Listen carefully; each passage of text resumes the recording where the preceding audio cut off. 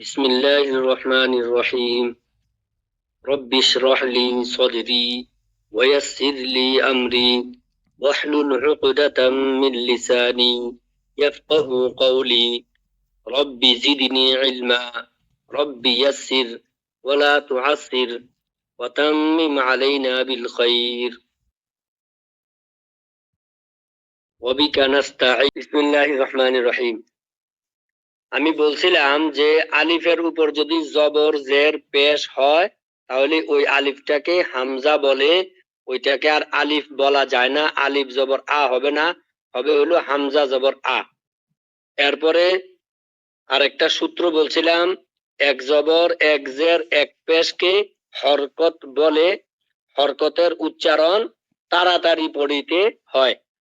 এটা সবাইকে বলছিলাম খাতার মধ্যে 1 নাম্বার দিয়া লিখে রাখতে, তারপর এটা মুখস্থ করতে।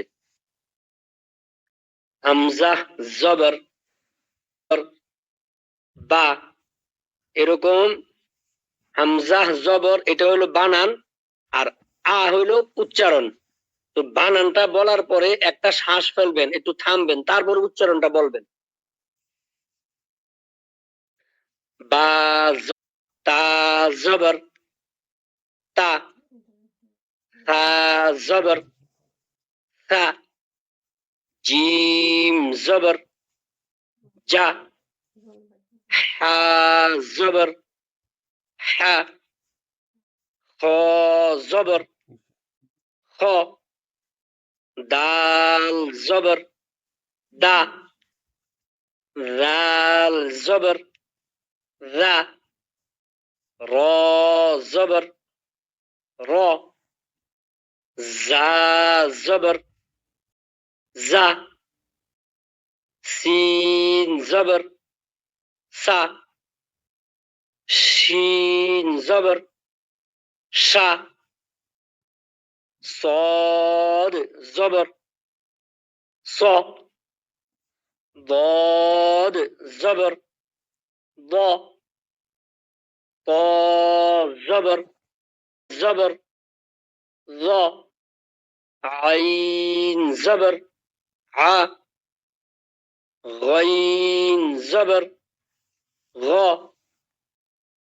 فا জবর فا، قاف জবর ق، কা, লাম জবর লা, মিম জবর মা, নুন জবর না, ওয়াও জবর ওয়া, হা জবর হা, হামজা জবর আ, ইয়া জবর ইয়া, ইয়া জবর ইয়া। উচ্চারণ হলো আ বা, এই দুটাকে মিলে আবার বলবেন আবা আবা আবা, 3বার বলবেন, বলার পরে এরপরে বলবেন তা, তারপরে বলবেন আবাতা আবাতা আবাতা, এই 3বার পড়বেন, পড়ে তারপর আবার পরবর্তীতে সব পরবর্তী ইতিহাসে যাবেন। সা সা, যা সাজা সাজা সাজা, 3বার, তারপরে বলবেন হা সাজা হা সাজা হা সাজা হা, এরকম 3বার পড়বেন আবার। এইভাবে সবগুলো অক্ষর প্র্যাকটিস করবেন। এখন আমরা জেরের বর্ণনা যাইতেছি।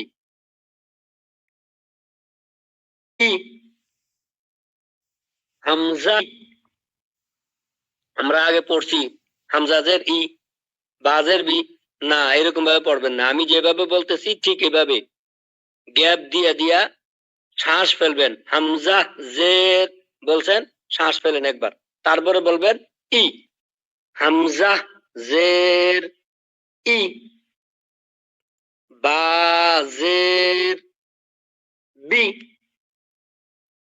বা জের বি, বা জের বি, তা জের টি, তা জের তি, তা জের তি, তা জের তি, তা জের তি, তি, জিম জের জি, জিম জের জি, জি, হা জের হি, হা জের হি, হি, খ জের খি। এই যে এখানে কিন্তু খয়ের মধ্যে যখন জের হবে তখন এটা পাতলা হয়ে যাবে, তখন এটা আর মোটা থাকবে না। এরকম রটাও মোটা হরফ, র এর মধ্যে যখন জের হবে তখন এটাও পাতলা হবে। পেশ আর জবর হইলে মোটা হবে। সবাই খেয়াল করবেন, এই মোটা হরফ গুলা জের হইলে পাতলা হয়ে যায়, জের হইলেও কিছুটা মোটা থাকে। খেয়াল করে দেখি, সেই পড়ছি এরকম না। খ মুখটা গোল করে উপরে নিচে ঠোঁট গুলো ছড়ায় তারপরে বলবেন, সাইডের দিকে যেন না ছড়ায়, দুই পাশে যেন না ছড়ায়। খ জের খি, খ জের জের দি, দাল জের, দাল জের জাল জের, জের রি, জাল জের রি, এখানে একটা এরর আসবে নাকি? র জের রি, র জের রি, রি, জা জের জি, সিন জের সি, সিন জের সি,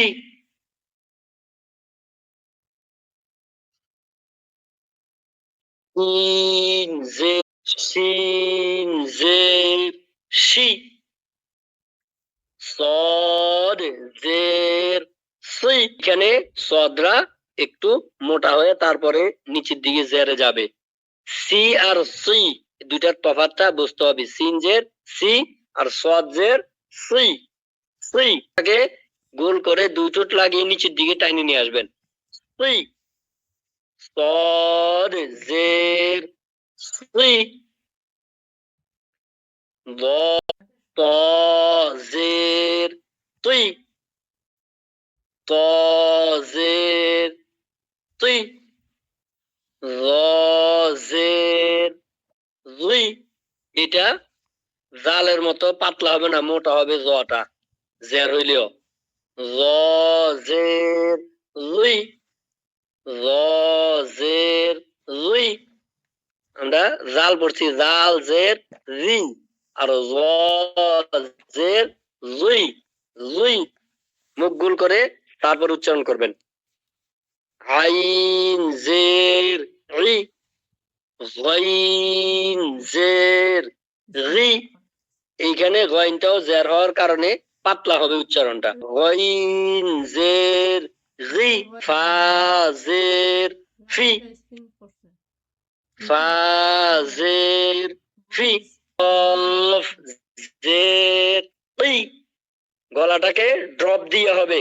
অফ জের ই, কাফ জের ই, লাম জের লি, নুন জের মি, নুন জের নি, ওয়াও জের উই, ওয়াও জের উই, হা জের হি, হা জের হি, হামজা জের ই, ইয়া জের ই, ইয়া জের ই। এবার পেশের বর্ণনাটা শুনেন। বা পেশ বু, এক জবর এক জের এক পেশকে হরকত বলে। হরকতের উচ্চারণ তাড়াতাড়ি পড়িতে হয়। এখানে বা আর ওয়াও দুইটা সমার্থক, একই মাখরাজ থেকে উচ্চারণ হয়, সমস্বরের। এই কারণে দুইটা একসাথে দিছে। পরের ওয়াও পেশ উ, ওয়াও পেশ উ, ওয়াও পেশ উ, উ, তা পেশ তু, তা পেশ তু, অ পেশ তু, প পেশ তু। একটা হলো তু আর একটা হলো তু। এই পার্থক্যটা সামান্য পার্থক্য, সমস্বরের সব অক্ষর এগুলা। প পেশ তু, হা পেশ তু, সিন পেশ সু, পদ পেশ সু, শিন পেশ সু, শিন পেশ সু, সু। বাতাস যেন হয় খুব বেশি, তাহলে সিনের সঠিক উচ্চারণ আসবে। সু। জিম পেশ জু, ইম পেশ জু। তারপর হইলো রাল, জিহ্বা বের করে উপরের দাঁতের আগার সাথে হালকা করে লাগাবেন। রাল পেশ রু।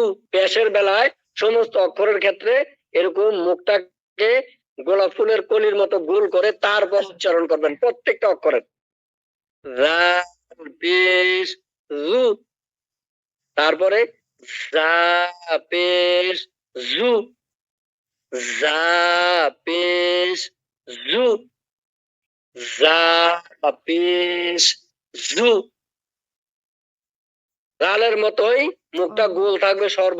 র পেশ রু, র পেশ রু, হা পেশ হু। এটা হইলো ফলকের মাঝখান থেকে। হা পেশ, হা পেশ হু, খ পেশ হু। গলার মধ্যে আমাদের কফ জমে গেলে যেভাবে আমরা খড়খড়ি দেই, ওইখান থেকে খ উচ্চারণ করবেন। খু বলবেন না, খু বললে এটা বাংলা খ হয়েছে, এটা বাংলা পড়া হয়েছে, আরবি হবে না। আইন পেশ উ, আইন পেশ উ। গলাটাকে খুব চাপ দিয়ে উচ্চারণ হবে।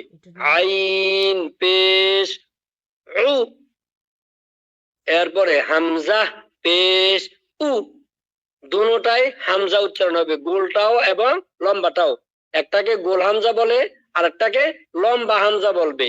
মদের হরফের পরে যদি লম্বা হামজা থাকে, 3 আলিফ টান হবে, 3 আলিফ মদ হবে। আর মদের হরফের পরে যদি গোল হামজা থাকে, এখানে 4 আলিফ টান হবে। এটা আসবে মাঝখানে, এখন মনে হইলো বলে দিলাম, খাতায় লিখে রাখবেন, মুখস্থ করবেন এগুলা। হামজা পেশ উ। এরপরে এই হামজার মতোই সমুচ্চারিত হরফ হইল ইয়া। এই ইয়াটাকেও খেয়াল করেন, আমি উচ্চারণ করতেছি। ইয়া পেশ ইউ, ইয়া পেশ ইউ। কেউ এটাকে ইয়া পেশ ইউ, ইউ এরকম বলবেন না। ইউ বললে হামজা হয়ে গেল। ইউ, ইউ হইলো জিহ্বার মাঝখানটা দ্বারা উচ্চারণ হবে। জিহ্বার মাঝখানের ভিতরের যতটুকু অংশ আছে সম্পূর্ণটা ক্লোজ থাকবে, বন্ধ। শুধু জিহ্বার মাঝখান থেকে বাইরে আওয়াজটা আসবে। ইয়া পেশ ইউ। জবরের ক্ষেত্রে, জেরের ক্ষেত্রে, পেশের ক্ষেত্রে, তিন ক্ষেত্রে এটা ব্যবহার করবেন। যেমন হাইয়া, হাইয়ি, হাইয়ু, ইউ। এই হাই করার পরে দেখবেন যে আপনার জিহ্বার মাঝখানটা উপরে তালুতে লেগে গেছে। লাগার পরে তখন ইউ বলবেন, দেখবেন যে ইউটা সহজে চলে আসবে। ডাইরেক্ট ইউ উচ্চারণ করতে আমাদের অনেকেরই দেখা যায় যে ইউ হয়, ইউ, ইয়া পেশ ইউ, ইউ বলে, ইউ না, ইউ। ইয়া পেশ ইউ, হাই ইউ, হাই ইউ, এরকম উচ্চারণ করবেন। করার পরে আস্তে আস্তে দেখবেন যে আপনার জায়গা মতো উচ্চারণটা সঠিকভাবে আসতেছে। অফ পেশ উ, গলা জিহ্বার গোড়াটা ড্রপ দিয়া, এরকম ড্রপ দিয়ে তারপরে কফ উচ্চারণ করবেন। অফ পেশ উ, এটা মোটা হরফ। জেরের ক্ষেত্রে পাতলা হয়ে যাবে, কিন্তু পেশ এবং জবরে মোটা হবে। অফ পেশ উ। এরপরে হইলো কাফ, কাফ পেশ কু, এটা বাংলা করসুকের কুয়ের মতো, মুখটা গোল করে উচ্চারণ করতে হবে। কাফ পেশ কু, একটা হইলো উ, আরেকটা হইলো কু, দুটার তফাৎটা বুঝবেন। উ কু, অফ পেশ উ, কাফ পেশ কু, দাল পেশ দু, দাল পেশ দু, বদ পেশ দু, নুন পেশ নু, র পেশ রু, গইন পেশ রু, লাম পেশ লু, আ পেশ ফু, মিম পেশ মু, মিম পেশ মু, মিম পেশ মু, ইয়া পেশ ইউ, ইয়া পেশ ইউ।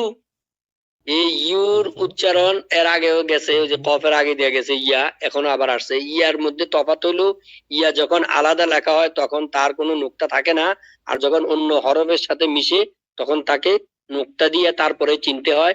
নিচে দুই নুক্তা থাকলে এটা ইয়া, এই কারণে ইয়ার দুইটা নকশা দিছে। ইয়া পেশ ইউ,